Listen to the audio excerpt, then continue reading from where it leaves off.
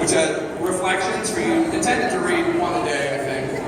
And they're over there, and she will be signing. She can be available on to sign some if you're good. And they're free, so be happy. For you.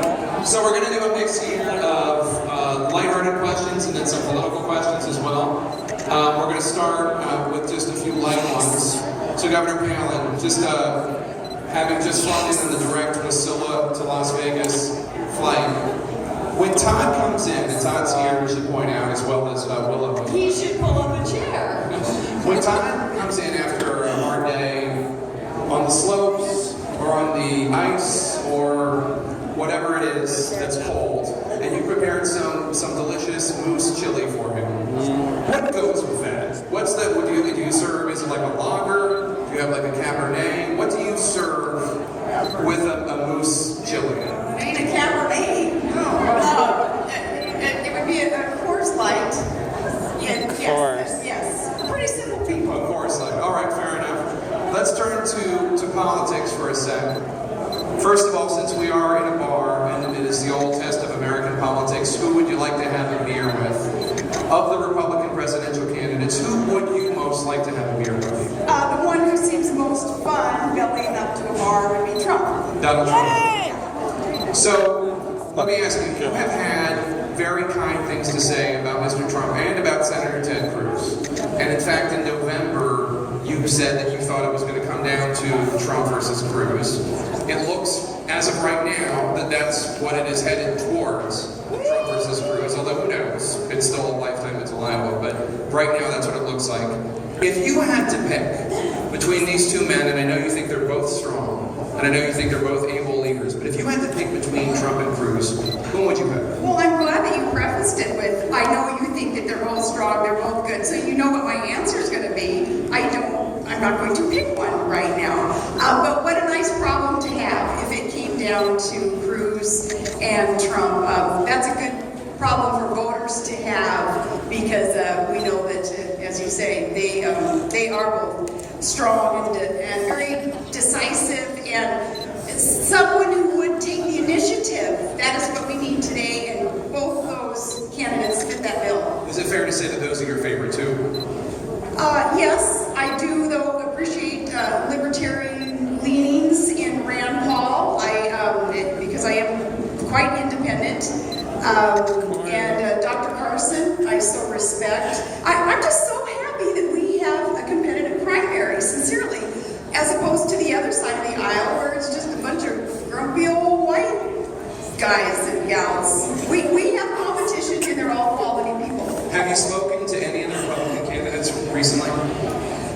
Yeah, I think it was just a couple weeks ago I was in New York City and met with Trump, and then we got a couple of texts today from a couple of the candidates that we'll meet with tonight.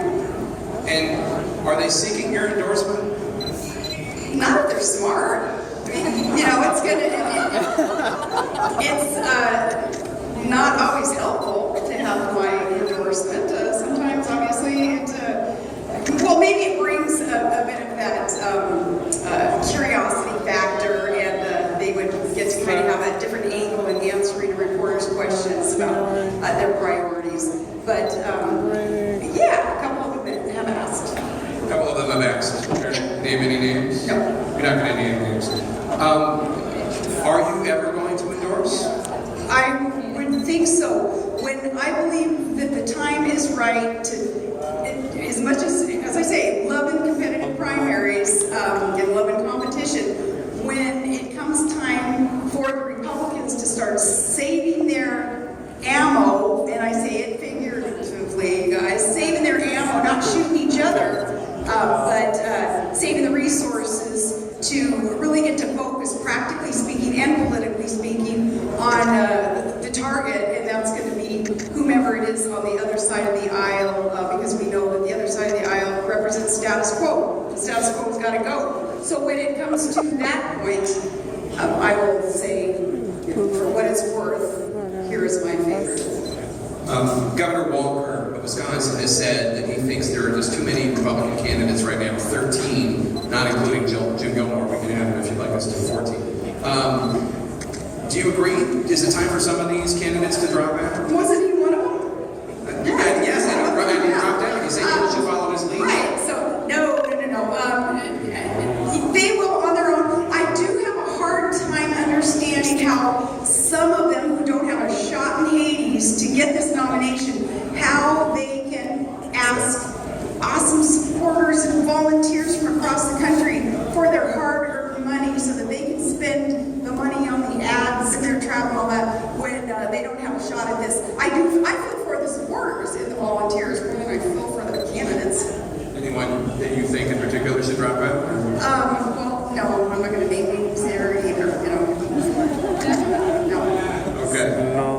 I was talking to David Axelrod earlier, and he says that in many ways he thinks you paved the way for Donald Trump to be doing as well as he's doing.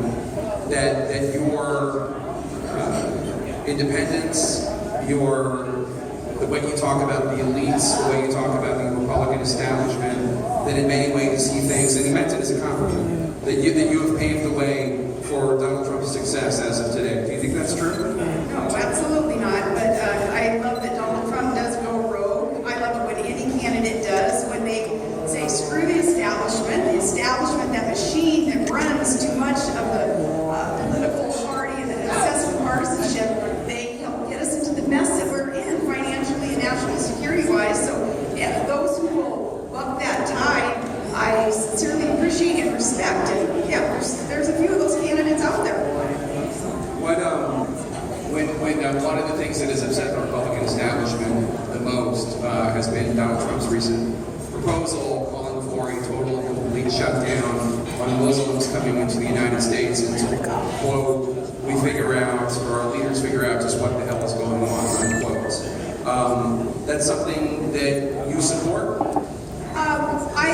It was funny how people reacted to candidate Trump's comment there, saying that there should be a temporary ban on Muslim immigrants until we figure out the system, how to vet these people and make sure the bad guys aren't coming in, along with people who sincerely are looking for refuge. So the reaction, though, from so many right off the bat, knee-jerk reaction was typical of the media, not you necessarily, but the media.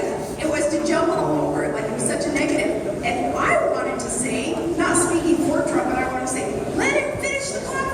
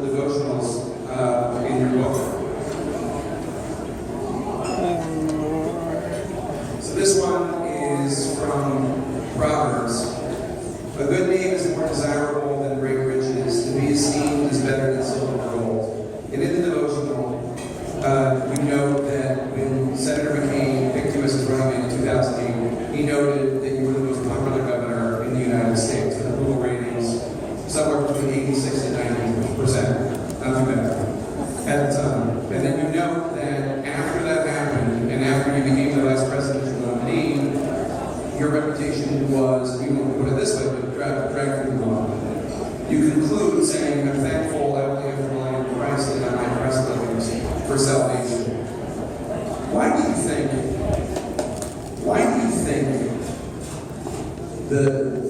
your name was dragged through the mud? The media was able to define a narrative about me that was, it was erroneous. It was full of lies and deception. That's the nature of the beast of liberal media, by the way. But, and that was unfortunate. I know when I was chosen by the McCain campaign, and there I went out on stage, did a speech and all that, and I'm like, I wonder what the McCain campaign is telling people about me or the media, because, you know, I don't think interviewing people close to me, well, not my family. I mean, nobody knew that I was going to be chosen, right?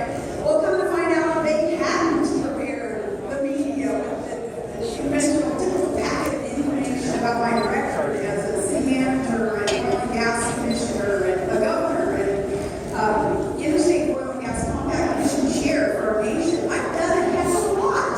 And when the media was able to really trash that, my reputation and my record, it taught me a lesson.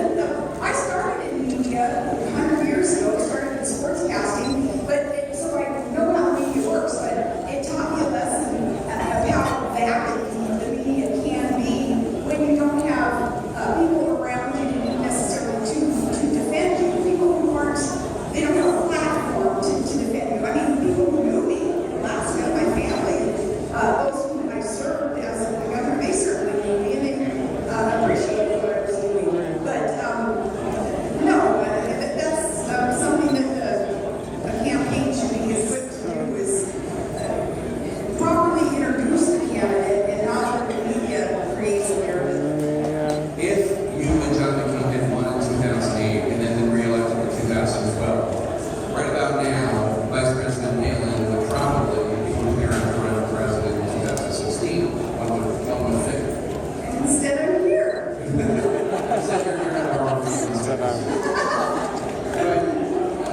Do you ever think about that alternate reality, and do you ever think about the possibility that you would run for president? I never think about that long-term dream or, that. No, because I'm busy living life. I have a big, vibrant, busy, productive family and businesses to run and traveling and helping other campaigns and candidates get elected. So no, I don't take the time to think so much about that. But I do, of course, think about in the future what perhaps it would be that I could put whatever talents or gifts or passions, interests that I have to use to serve our nation. I want to do that. I just don't know what venue. I think you said to CBS News, I'd be willing to run again. I'd be willing, talking about running again. That's a good way to put it. I'd be willing to. That's a really good way to put it. I'm glad I said it that way. Yes.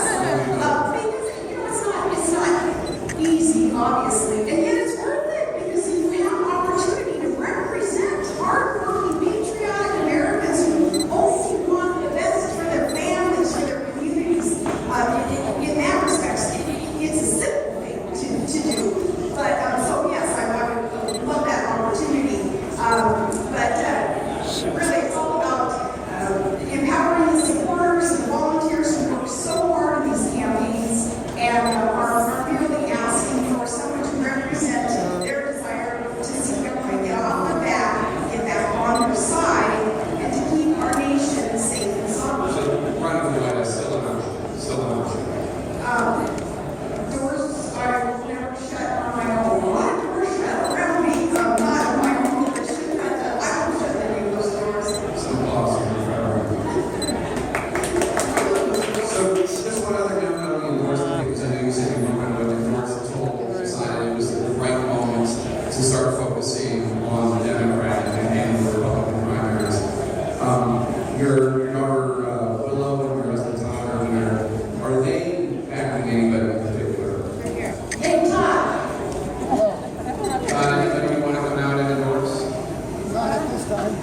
Not at this time. Oh, it's not politics.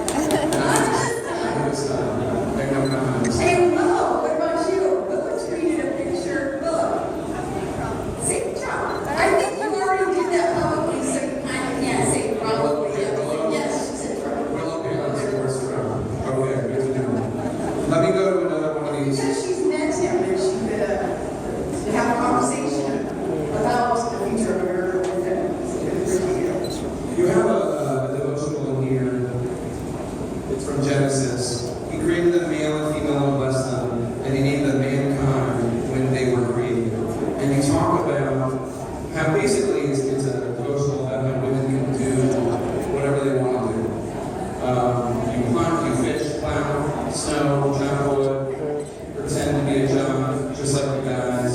My daughter's been in football, hockey, and wrestling teams, just like you guys. And on and on.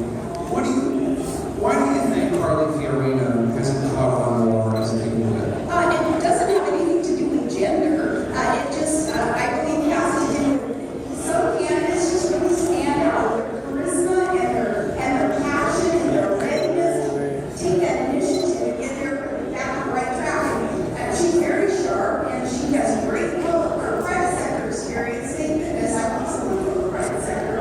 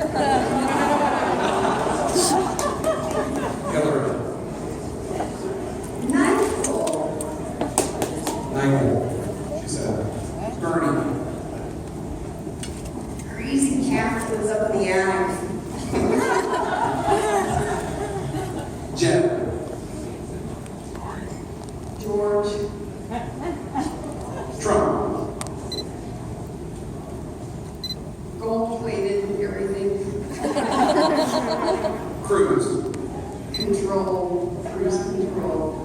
Rubio. Robotic. Robotic. For Rubio. Kasich. States' rights. Christie. Embrace Obama. Everybody in the sport association, do you see the first thing that pops into your head? Okay, all right, I am. O'Malley. Biceps. First thing popped into your mind. Meeting. Good, guys. Good. Let me find No, I think that was it. I growled and then the word to go ahead. Republican Party. Great Plains and platform. Alaska. God's country. You have a third grandchild, and we're not off again yet. You have a third grandchild after one. What's that one? It's awesome because, another child in the fold, we'll have a blast. Our life revolves around family, the more the merrier. The situation, of course, isn't easy. Less than ideal circumstances. Single motherhood, which Bristol will experience, and again, it's tough. And my heart goes out, and my respect is for single moms and dads doing double duty because I watch what it takes. I watch Bristol working so hard. So I know it makes her stronger, it makes our family stronger, draws us even closer together. And yeah, in about a week or 2 weeks, I can't wait to hold baby Sailor. There are 3 Palin kids we have not yet discussed. We've discussed Bristol, and we'll discuss it below. Give us the update on Track, the oldest former soldier in Afghanistan. Yes, and he recently returned from Iraq again, and is able to be in reserves and then work up with the oil fields in Alaska, which most Alaskan kids grow up to want to do. Those are great resource development jobs so that they can drill, baby, drill, and make sure that we're fueling America with domestic energy, but I digress. Piper, she's in high school now, and Piper is our trig whisperer. She is very, very close. All the kids are to their baby brother Trig, and certainly has him kind of under her wing, and it's a precious thing to see. And then Trig, he's in first grade, and he is the most awesome kid in the world, and he's learning to read, which amazes me because he's not verbal, and yet he can read. And I just he's got our heart, that's for sure.